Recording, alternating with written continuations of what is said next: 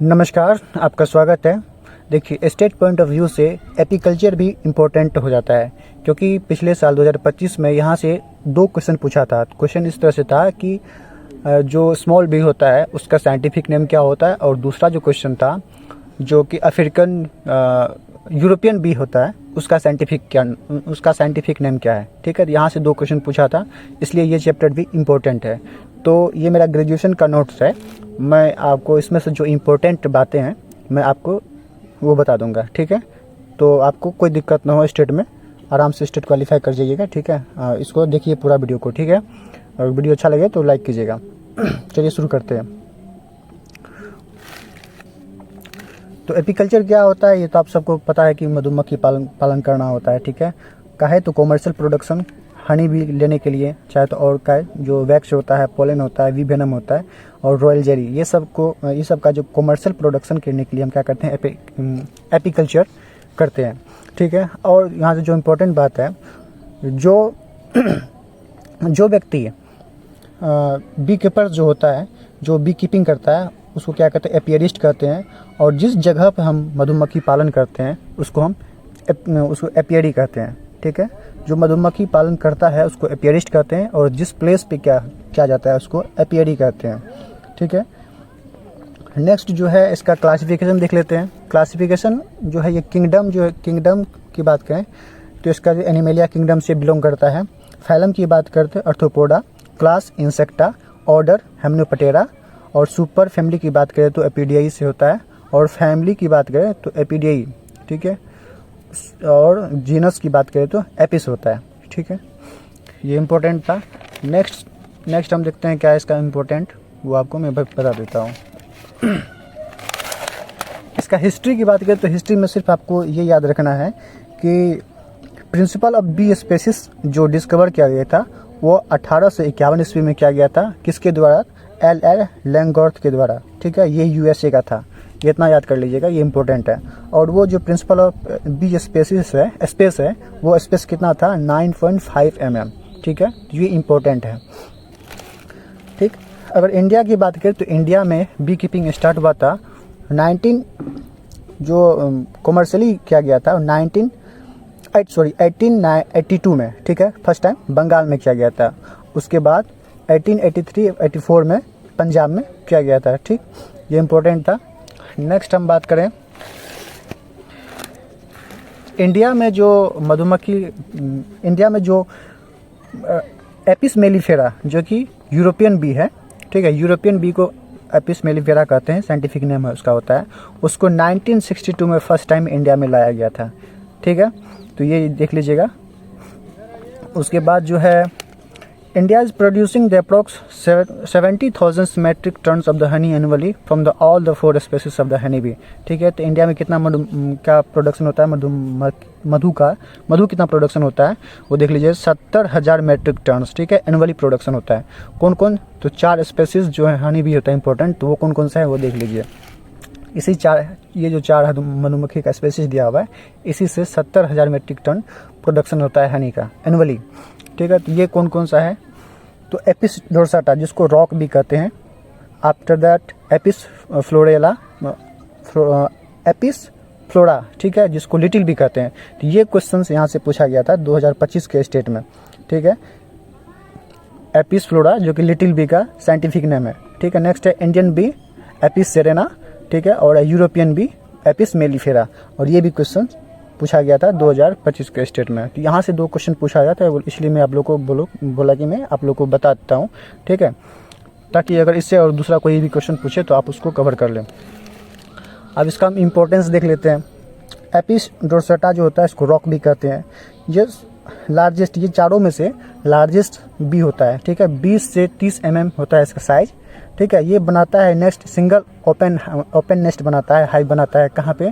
Branch of the tall tree, लंबे tree के branch पे बनाता है, रॉक में, और कहाँ पे? बिल्डिंग के टॉप ऊपर। ठीक है, नेक्स्ट है इच कॉम में प्रोड्यूस 30 से 40 kg ऑफ हनी।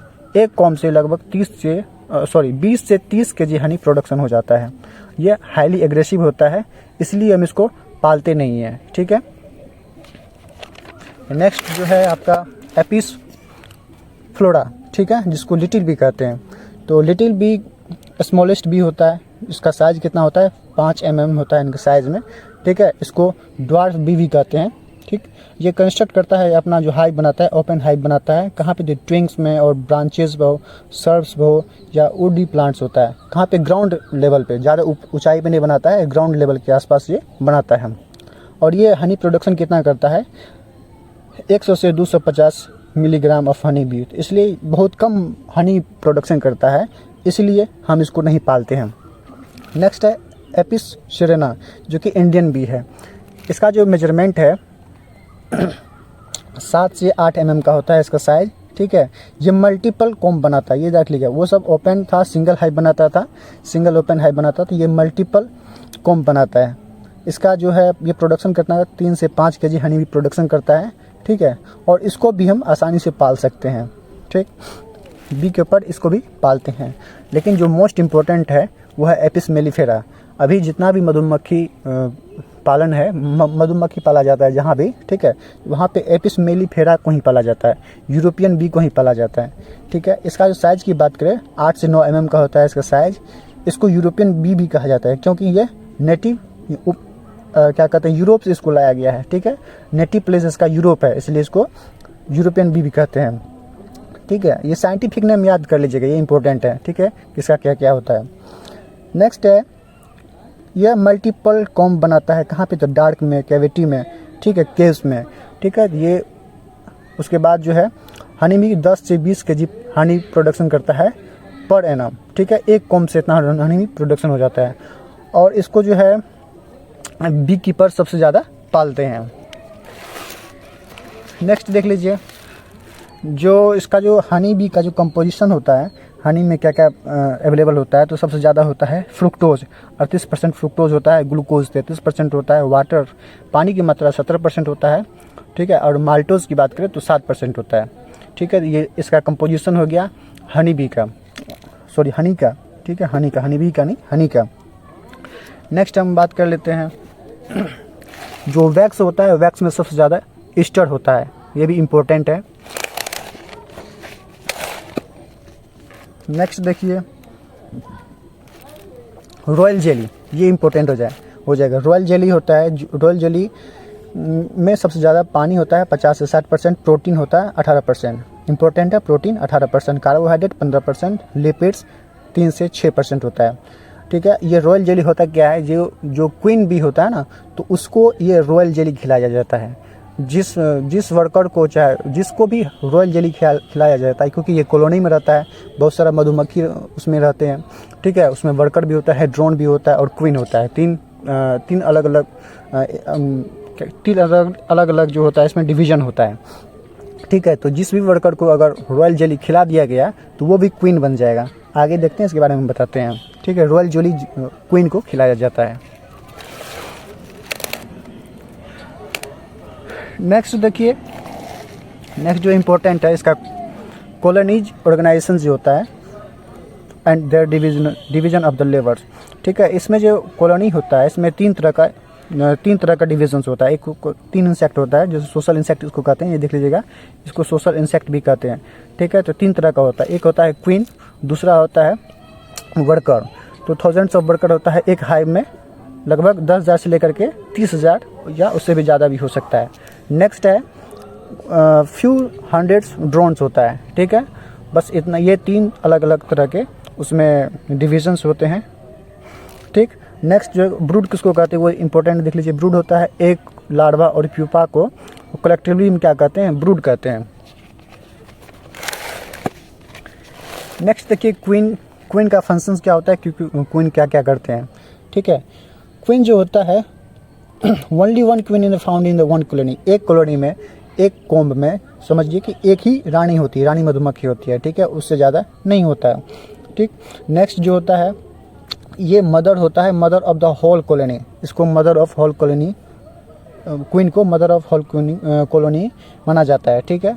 ये जो होता है परफेक्ट फीमेल होता है, सिर्फ यही एक कॉलोनी में समझिए एक ही परफेक्ट फीमेल होता है, वो होता है क्वीन, ठीक।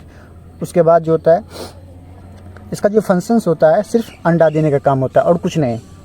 नेक्स्ट है ये जो ब्रूड होता है, ब्रूड को खिलाने का काम नहीं करती है, खिलाने का काम वर्कर्स का होता है। और यहाँ देखिए आपको बताया थी कि रॉयल जेली के बारे में, देखिए ये सिर्फ रॉयल जेली खाती है, ठीक है। और उसके बाद जो है यह एक दिन में पर डे जो है 1500 से 2000 अंडा पर डे अपने हाइव में देने का काम करती है, ठीक। उसके बाद इम्पोर्टेंट जो है, ये जो क्वीन है 2 तरह के अंडे देते हैं, एक होता है फर्टाइल एक प्रोडक्शन करते हैं और दूसरा क्या होता है अनफर्टाइल। जो फर्टाइल होता है उससे क्या बनता है, वर्कर बन जाता है, और जो अनफर्टाइल एग से क्या बनता है, वो ड्रोन बन जाता है। अगर वही फर्टाइल एग से जो वर्कर बना है, अगर वर्कर को भी अगर फीडिंग किया जाए तो रॉयल जेली, तो वो भी क्वीन में कन्वर्ट हो जाता है, ठीक है। तो नेक्स्ट देख लीजिए। हाँ, ये इम्पोर्टेंट है आपके लिए कि क्वीन जो है एक क्वीन सब्सटेंस रिलीज़ करता है जिसको फेरोमोन कहते हैं, ठीक है। और यही फेरोमोन क्या करता है, कॉलोनी में जितना भी मधुमक्खियाँ हैं, ठीक है, सबको क्या करता है, एक ऑर्गेनाइज करके रखता है, किसी को भागने नहीं देता है, भगदड़ नहीं होने देता है, सबको एक बना करके रखने का काम करता है।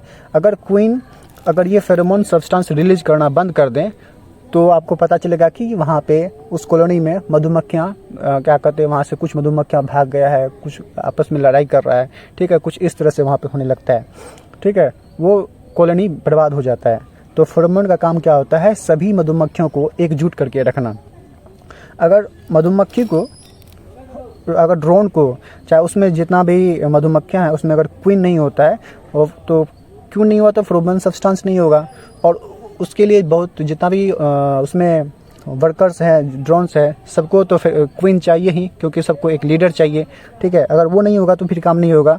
तो उसमें से क्या करता है, तो जो वर्कर्स होता है, तो वर्कर अगर आधा घंटे तक अगर देखा कि उसमें नहीं है, क्वीन नहीं है, तो वर्कर को, किसी एक वर्कर को फीडिंग करके उसको क्वीन में कन्वर्ट करना स्टार्ट कर देता है, ताकि फिर से वो उस कॉलोनी का वो क्या करते हैं, हेड बन सके और सारे कॉलोनी को संभाल सकें, ठीक है।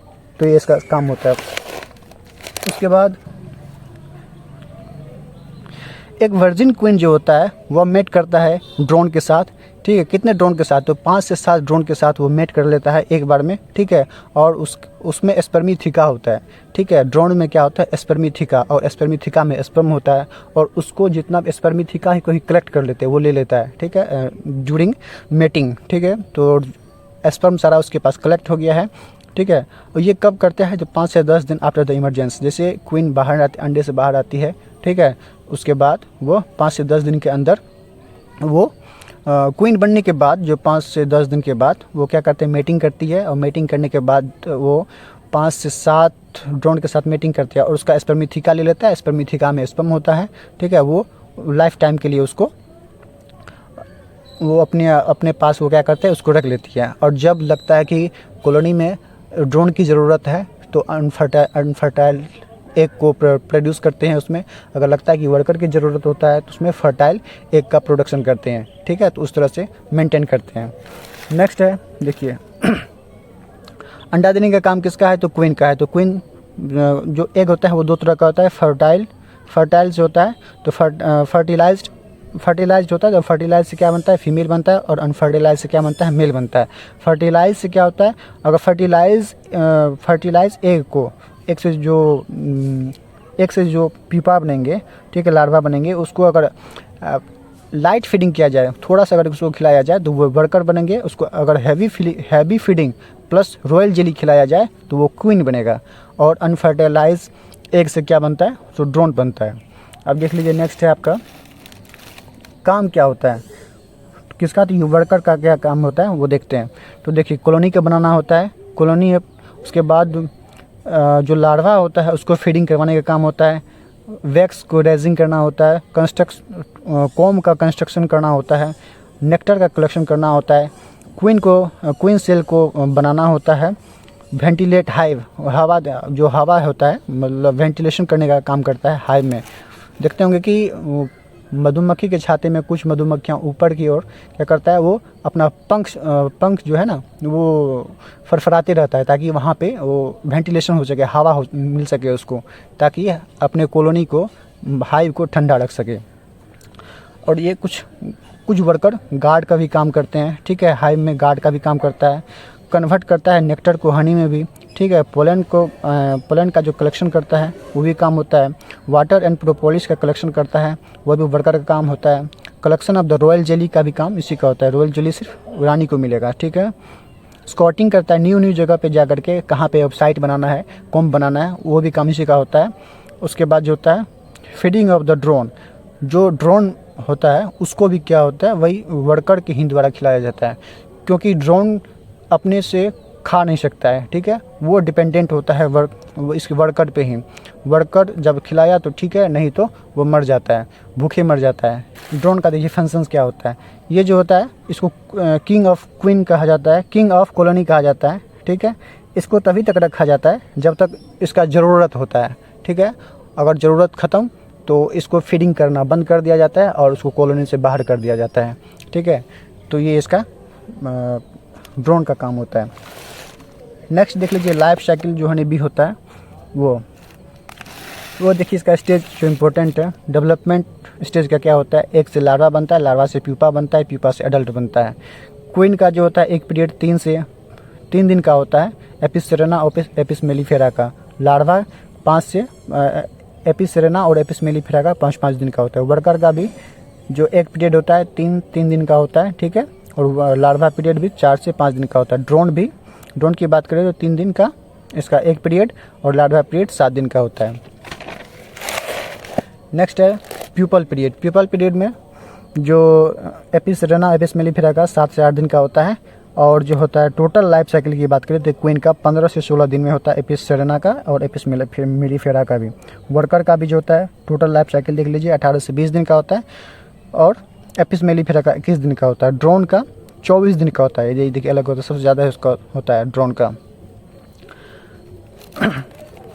अब स्ट्रक्चर देख लीजिए कॉम्ब का किस तरह से होता है, ठीक है।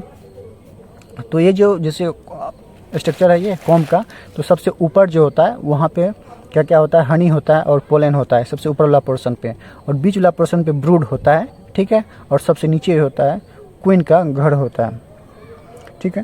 तो ये इम्पोर्टेंट था एपीकल्चर से रिलेटेड जो इम्पोर्टेंट बातें थे मैं आपको बता दिया हूँ, ठीक है। अगर आप इससे अगर कोई क्वेश्चन आता है तो आप उसको कवर कर सकते हैं, ठीक है। अब फिर हम जो है नए चैप्टर कोई नया टॉपिक लेकर के आएंगे जो कि उससे स्टेट के एग्ज़ाम पॉइंट ऑफ व्यू से इम्पोर्टेंट होगा, ठीक है। बाय।